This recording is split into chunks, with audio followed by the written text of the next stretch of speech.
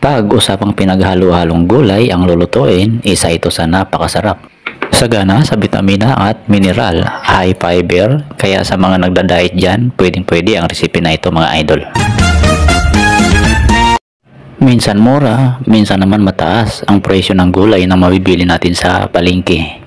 Kung meron namang mga pananim na makapag-prepare ng pinakbit mula sa sariling bakuran ay mas okay sana, hindi mo na kailangan bumili pa mga idol.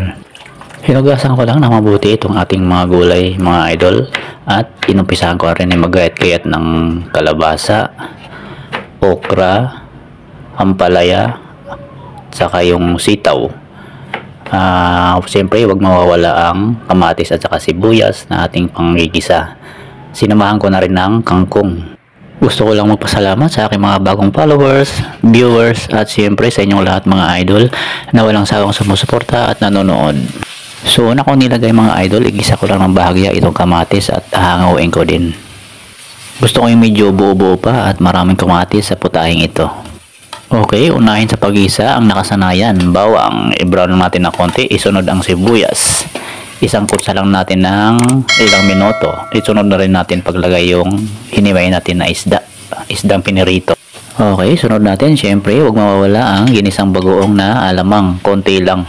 Paalala lang po sa mga may allergy at saka yung may bawal sa maalat, pwede namang huwag na kayo maglagay ng bagoong, okay na rin yung patis or asin na lang. Mas nakakabuti mga idol kung piliin natin ang ating mga ilalagay na sahog. Kung maglagay naman ng baboy ay alisin natin ang taba.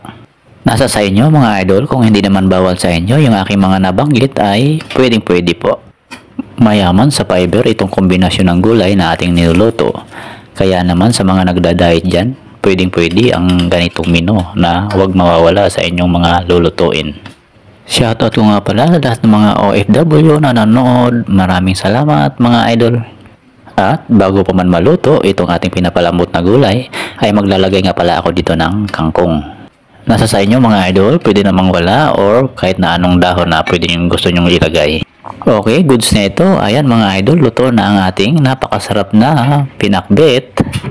At kung nagustuhan mo rin ang ganitong luto mga idol, pwede paki-comment, pinakbit, pinakbest. At pakilagay na rin ang location para malaman ko kung hanggang saan umabot ang aking video.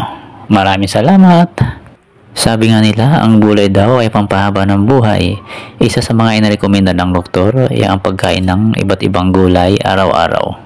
Kaya naman, pag ganito kasarap at masustansya ang ating pinakbit, mapapagulay talaga tayo araw-araw. Okay, muli, maraming salamat sa inyong panonood at walang sawang suporta. Happy cooking!